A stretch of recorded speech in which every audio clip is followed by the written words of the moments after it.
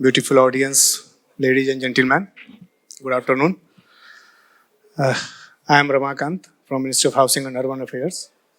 So actually, I will take another not more than 10 minutes just to understand what is the water scenario in our country. So this is the one of the report that is the World Resource Institutes that is published in 2021 or 20 that indicates that by 2040 about 167 countries in the world shall be water stressed. Out of that, the 33 countries shall be the critical positions.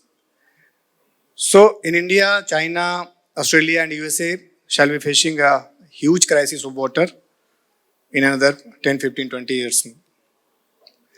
If you talk about the surface water resources, the 54% of India faces high to extremely high water stress, which has been shown here by the red colors in the entire India map.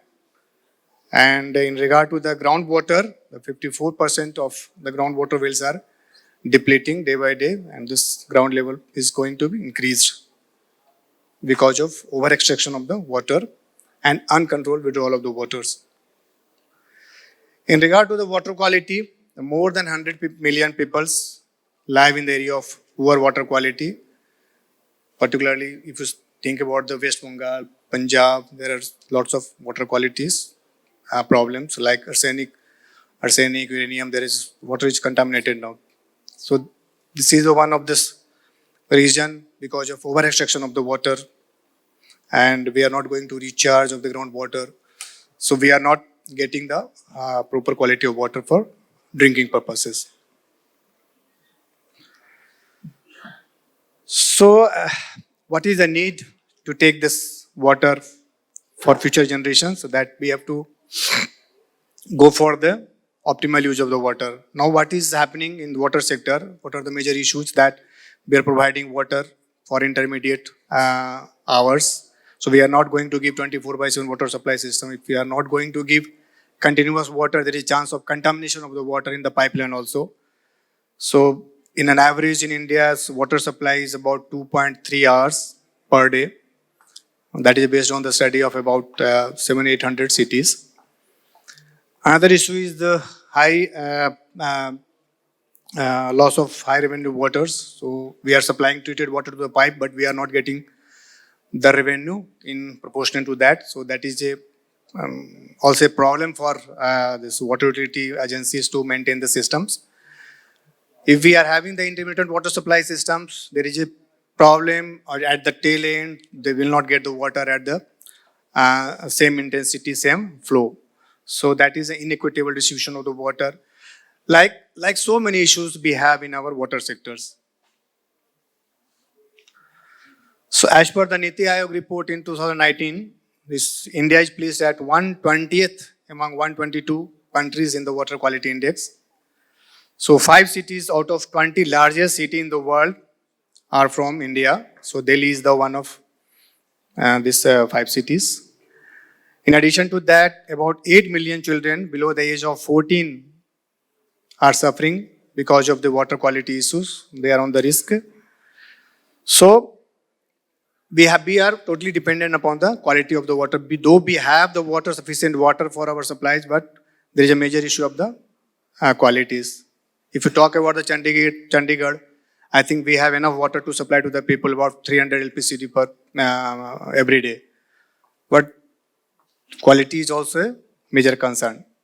So now I think this Chandigarh is taking the 24/7 water supply system, and that is on the advanced stage. So 93% of India's urban population has access to the water, but there is a difference of the qualities from region to regions and not getting the sufficient amount of water, though they have the access. So just keeping all in these views, this Amrut was launched and subsequently Amrut 2.0 is also going on. Before to that, a JNRM was launched and that ran for 10 years to provide the water supply and the sewage system to all our cities. But this Amrut is mandated for 500 cities for the sewerage system and the entire towns for the water supply system. So we can say the AMRUT 2.0 is applicable for all over the urban areas of the country. So one of the admissible component under the AMRUT is to take one DMA or one ward based on the DMA to provide 24/7 water supply system, so that we can have the experience of that pilot ward and that can be replicated to the entire city. Another thing that this 20% of the project fund allocation is given for additionally given to the cities and states for taking up 24/7 water supply system. So this is a new addition in the mission. So on AMRUT, there are so many initiatives has been taken, like we have to also go for the recycling and reuse of the wastewater, water body rejuvenation, groundwater map, aquifer mapping. So like these are some of the initiatives. Like we have also constituted national task force in the states. States have constituted this state task force on the water supply systems. So these all are going on side by side just to promote the water quality, water conservation, water reservations to the cities. So since the AMRUT 2.0, about 490 towns are planning or implementation or the tendering phase. So in 29 states, they are going for the drink from tap, that is a continuous 24/7 water supply systems. That the details shall be discussed in the next session. So as you all know that we have one manual on the water supply and treatment that was published in 1999. So that manual is under revision, giving emphasis on the drink from tap 24/7 water supply systems. So there are so many components added there because we were missing some component like ICT, surveillance, threat, in SCADA. It was not mentioned in the previous manual. So now we are taking up everything in the revised manual. And this manual shall be released by this month only, positively. Everything is ready now.